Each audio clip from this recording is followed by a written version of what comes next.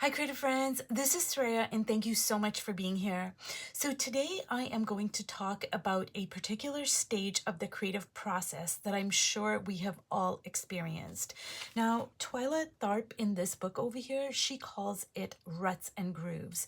So, let's look at it a little deeper, and I'm going to use this art journal of mine that is just in its inception stages in this form, but I have already done so much of the work in my little box over here, and I made a couple of videos where I talked about the box and the spine, and I talked about this book, The Creative Habit by Twyla Tharp, etc. So basically, a groove is where everything just flows with ease. It's like we talk about it like we're in the flow. It's not that it's easy. Creativity always requires work and skill and time, and inspiration, etc. But everything is flowing. It's just like you're just moving with grace and ease, and you're like, oh, I need this idea, and this idea comes, and there's a flow to it. And we actually use that word. We're in the flow. And I'm sure that, we have experienced those times like, we can be working and hours and hours and hours pass. And we're like, oh my God, did I just spend the whole day doing this, painting this or sculpting this statue or whatever it is you're doing or writing, whatever. And when you are in a rut, that is a different experience. That is when we are stuck. So basically, it's when the wheels are moving, but you're not going anywhere. It's like, the wheels are spinning and spinning and spinning, but you're just like, oh my God, like what, and you're stuck. And I'm sure we've all experienced both ruts and grooves. So basically, what happened is a few days ago, I was working on this art journal, and the idea is to combine the Italian Madonna figure with the Hindu goddess and to temper the Madonna, because the Madonna figure is all light. She's ever loving, ever giving, ever, ever, ever. And to temper that light with the shadow aspects so we get a more whole representation.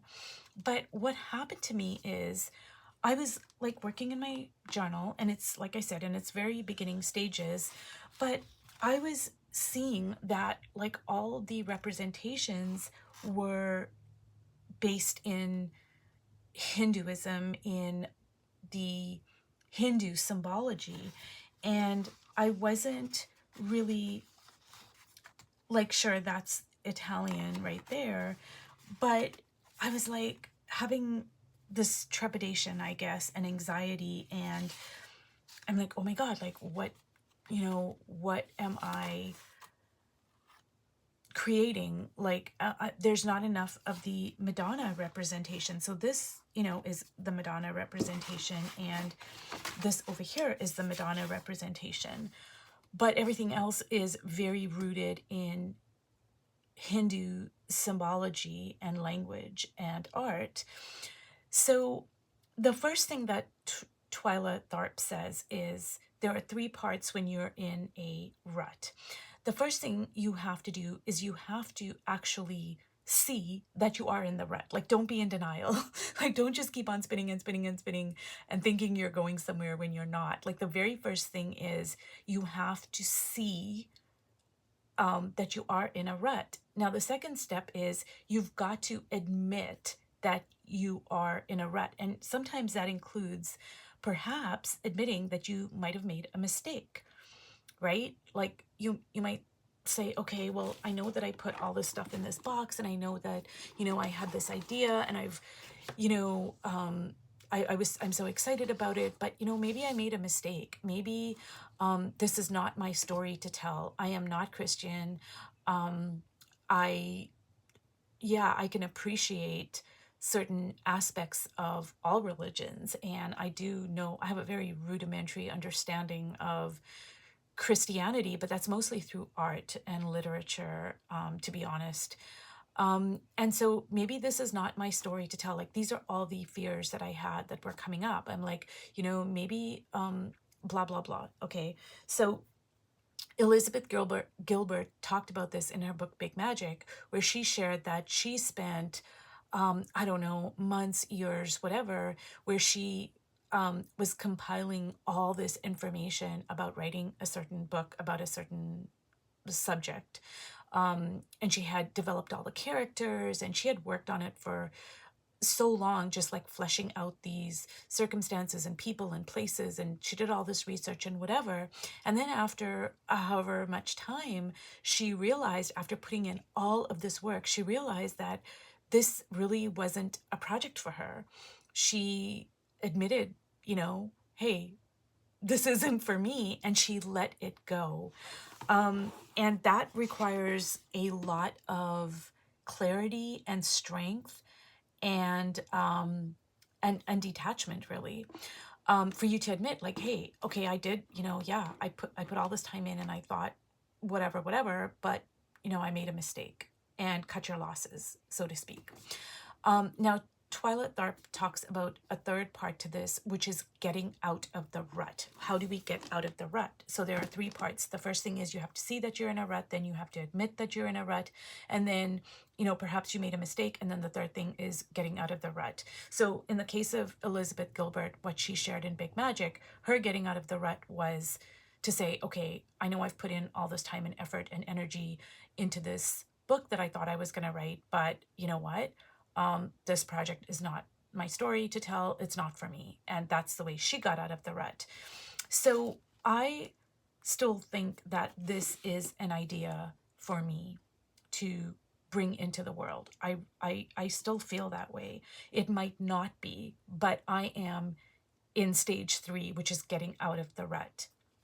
So what I did is I fell down the rabbit hole of doing some research, and I discovered that the Romas, which are, they're called gypsies, often in a very derogatory way in Europe, they actually immigrated to medieval Europe, and they came from India. And a lot of them were accused of witchcraft, because a lot of Hindu practices in terms of colonialism and Western thought, they can be construed as being witchcraft.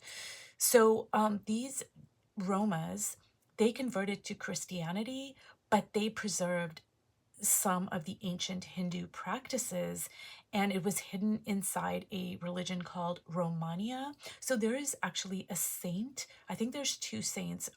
One is Saint Sarah, and one is, and she's called Saint Sarah, but she's also called Kali Sarah. And once a year they do this festival with Kali Sarah, and it replicates the festivals that we do in India, where they take the statue out to the water and they do all these things that are exactly like Hinduism. But deeper than that, you can go to any country on the African continent. You can go to Greece. You can go to, I mean, you can go anywhere in the world, really, and you are going to find these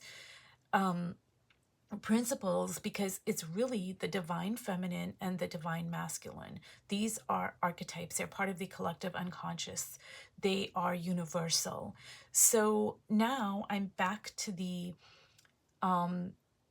back to my journal here, and I am thinking, okay, maybe this is my story to tell. Maybe I can maybe I can tell it in a way that another person can tell it, like only I can tell it in my way. So now I'm back to thinking, okay, maybe I am gonna go, like, I'm gonna go with what I am doing, and just keep on working it, and I'll reassess it in I don't know, a few weeks, a month, whatever. And I will say, okay, either I am going to be in a state of flow, which means that, everything's going to come together, or I'm going to have to reassess. I'm going to get stuck again, like in a rut, and then I'm going to have to reassess it. And at that time, I might say, okay, well, maybe I am going to change the concept a little bit. Maybe I'm not going to incorporate the Madonna. Maybe I am going to stick with Hinduism, and stick with the goddess, and stick with all the symbology that I know. So anyways, you guys, I hope that by me sharing this process, it is going to be helpful when you come into, say, a rut. And, to know that there are steps that we can take to get out of it. And I'm going to come again back to this book. It is such an underrated classic book about creativity. It really breaks it down and gets into the nuts and bolts of it. And when she talks about the creative habit, in I think the first couple of pages, she says how even putting those two words together, creativity and habit, because it almost seems like you're putting two opposites to, like, you're combining two opposites, because creativity implies spontaneity and inspiration and blah blah blah, and habit is something that is kind of monotonous and dull and routine. Now you're putting those two things together, but I think this is an accurate description and blueprint of creativity.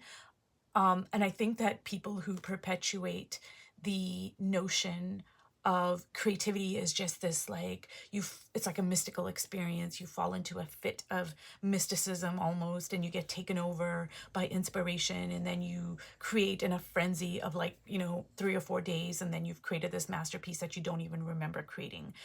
I think people who have made up that mythology are not creative people. That is what they think creativity is, and it's not. Creativity is not like that. Creativity is a blueprint. It is a habit.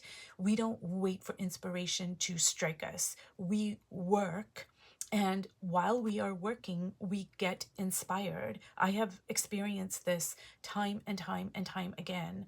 When we make creativity a habit, then we are going to get inspired. We are going to hone our skills. We are going to become more creative. So anyways, you guys, I hope that this has been helpful in some way. And if you've watched all the way to the end, thank you so much. And I highly, highly, highly recommend this book. Even if you don't purchase it, but to read it. And not once, I've read this book many, many times, and I will continue reading this book. So thank you so much for watching, and I will see you in my next video. Bye.